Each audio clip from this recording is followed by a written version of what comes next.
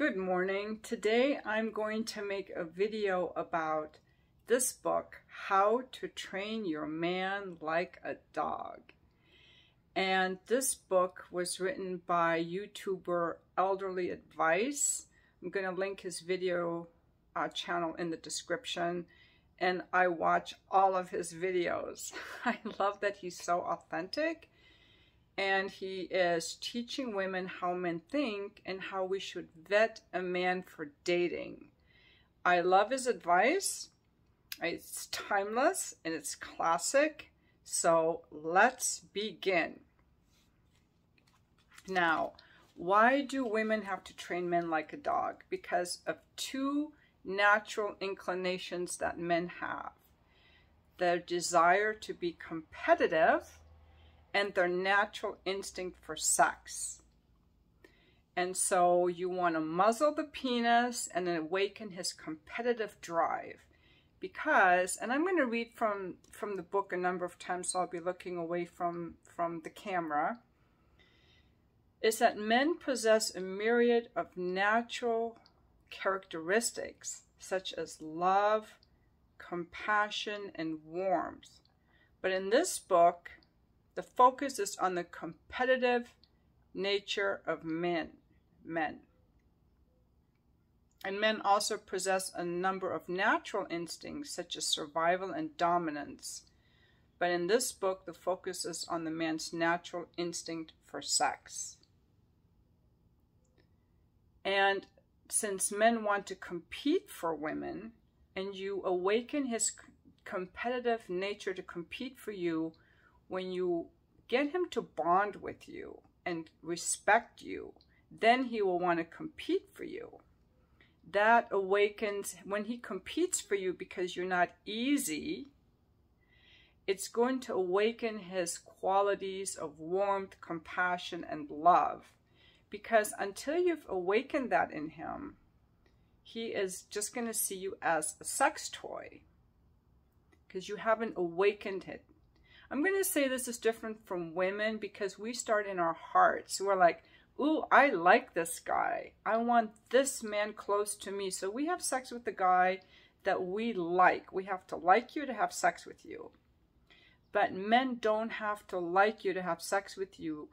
They just have to think you're visually attractive, which is almost every woman. Okay.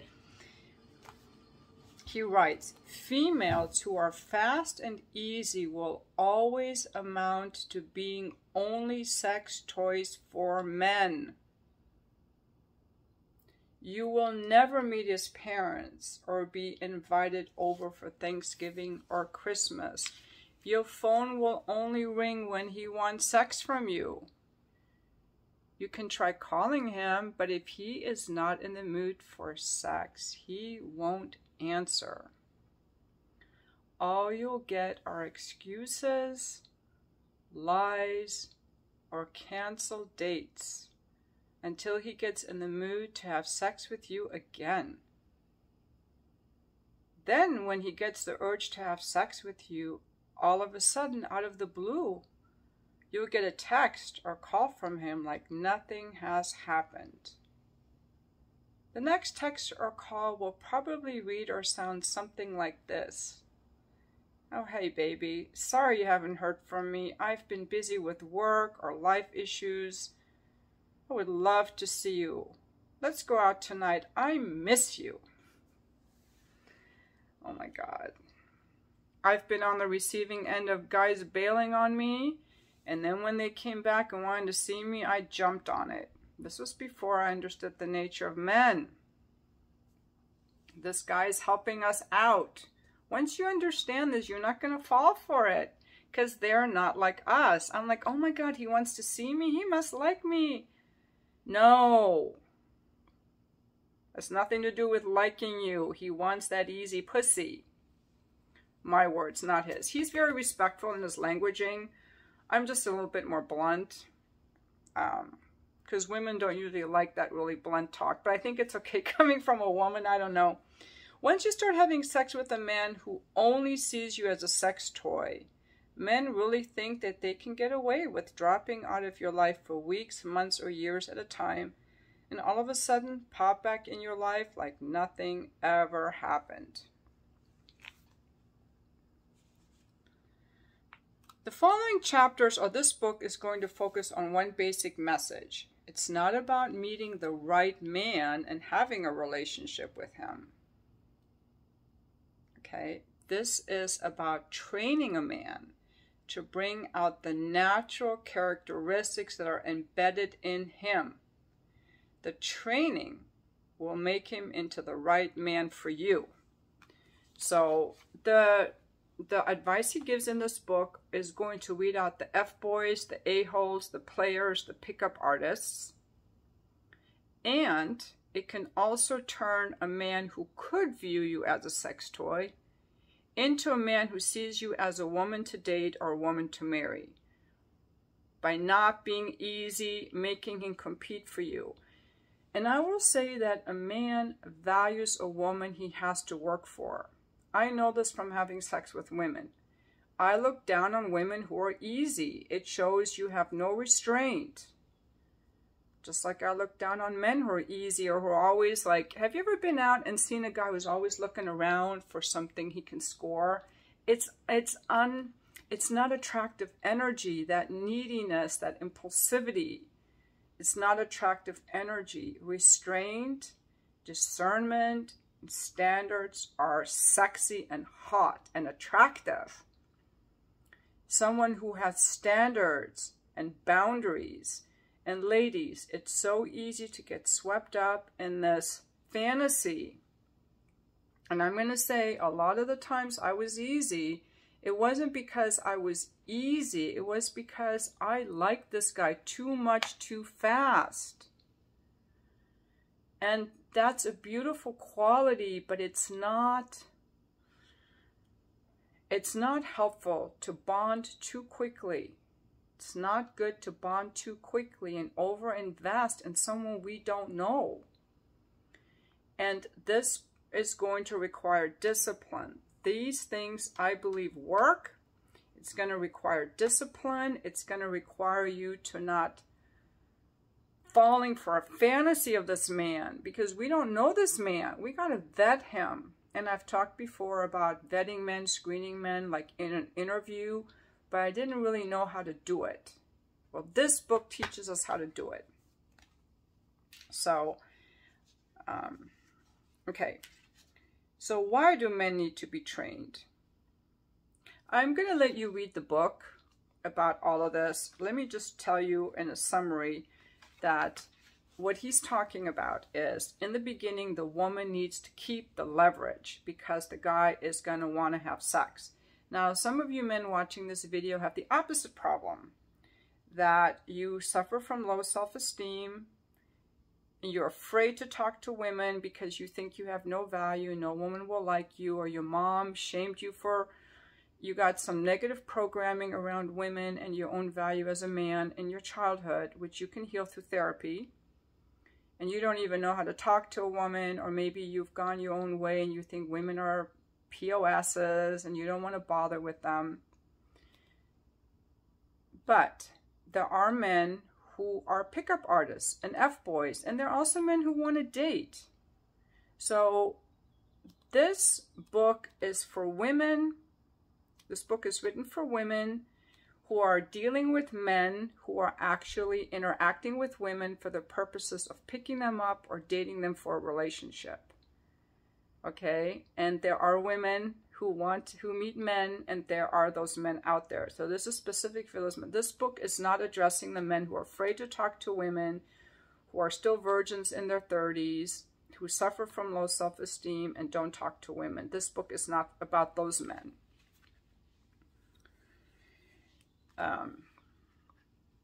Okay, so when a man approaches you and asks for your number, you don't give him your number.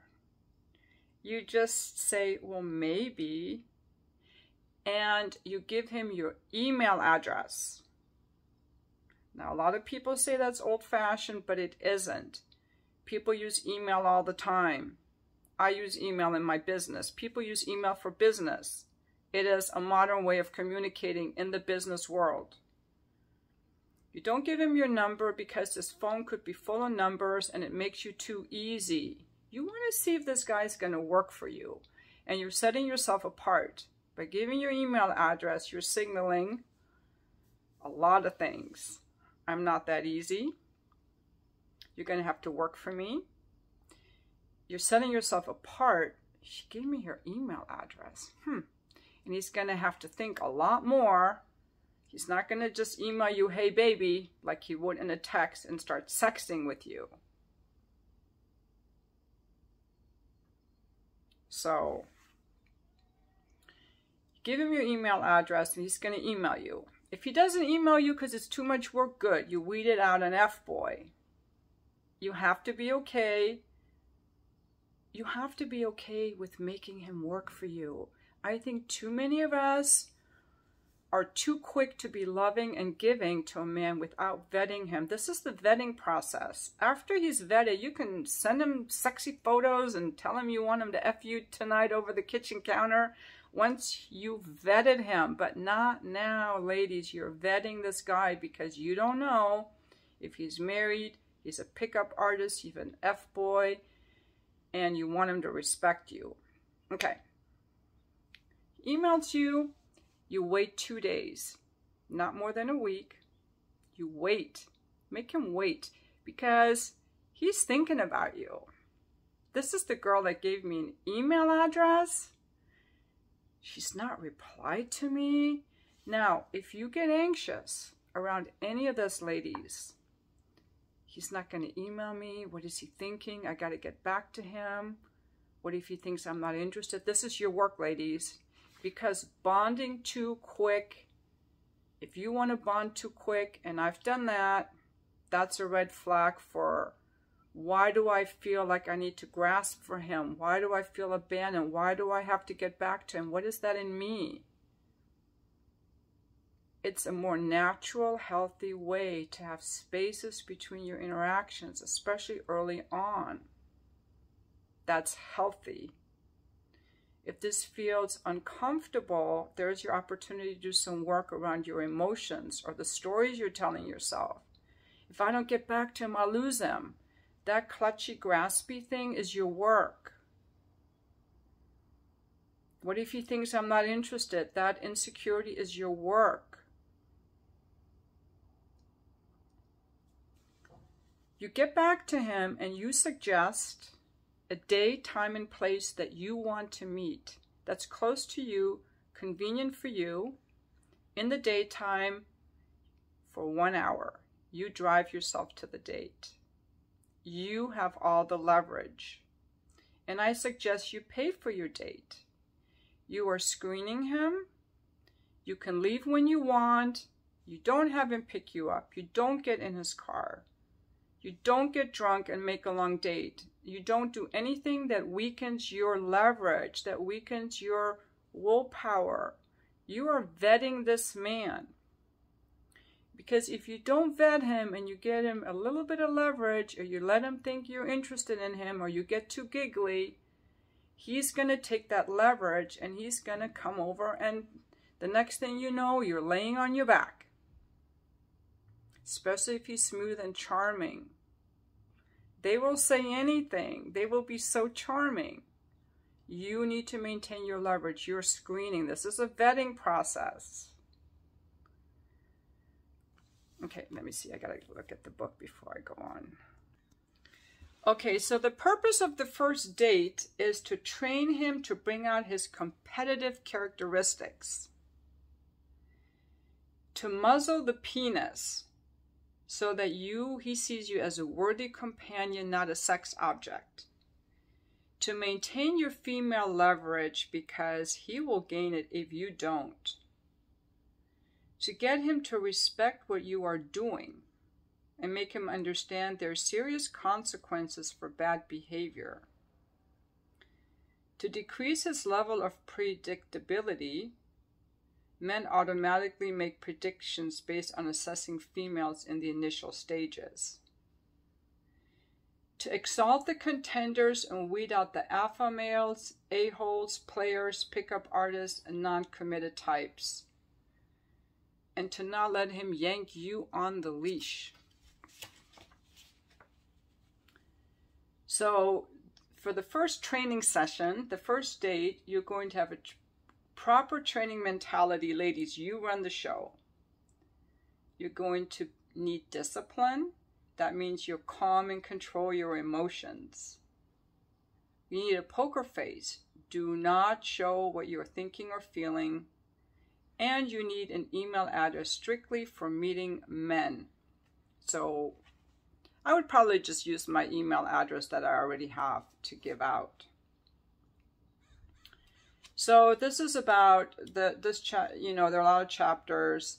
And so when you meet him at the grocery store, let's say, and he starts talking to you, he's going to ask for your number, and you say maybe or perhaps, and he's going to just like really be intrigued by that. And then you can say, wow, you really are persistent, aren't you? I like that. I'll tell you what. Since we're meeting for the first time, I'll give you my email address and we can go from there. This training process elevates the good guys and weeds out and eliminates the alpha males, players, pickup artists, and a-holes. In addition, the training process can also transform those types of men to be Mr. Right.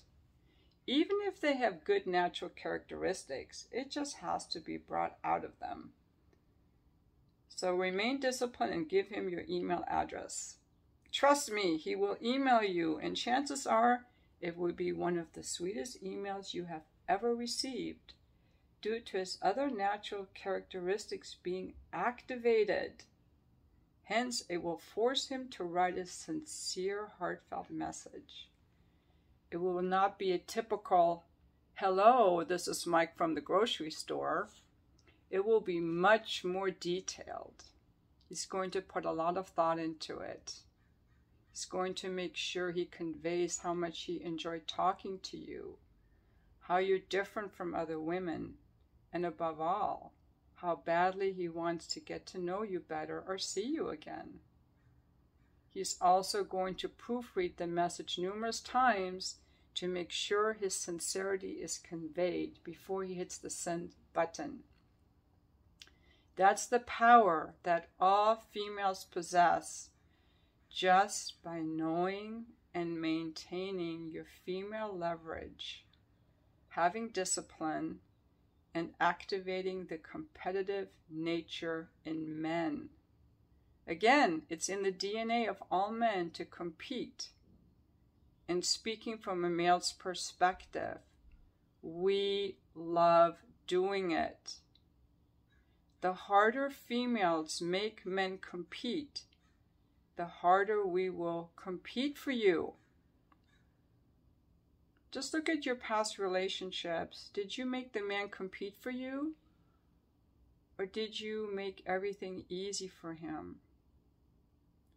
Don't fall into the same pit again. You have to make a man work for every inch. Believe me, he will enjoy doing it.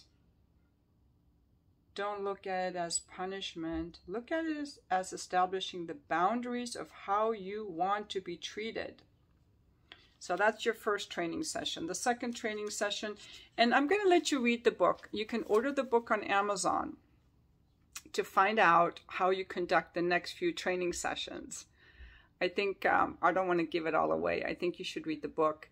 But it's about maintaining your leverage, keeping the dates to 1 hour or less for the first 3 or 4 dates, and then how you get him to be more interested in you by pretending that you are seeing other suitors. Even if you're not, it's going to make him compete, letting him know how he's more special and more different, and continuing to vet him. And with these emails, with dates spread 1 week apart and not getting back to him right away. And it's a very fun read, and it's not too thick, which I like because he doesn't use a lot of wordy things. He actually has a very good style of talking. So I'm a big fan of this book. And that's why I'm making a video about it. So,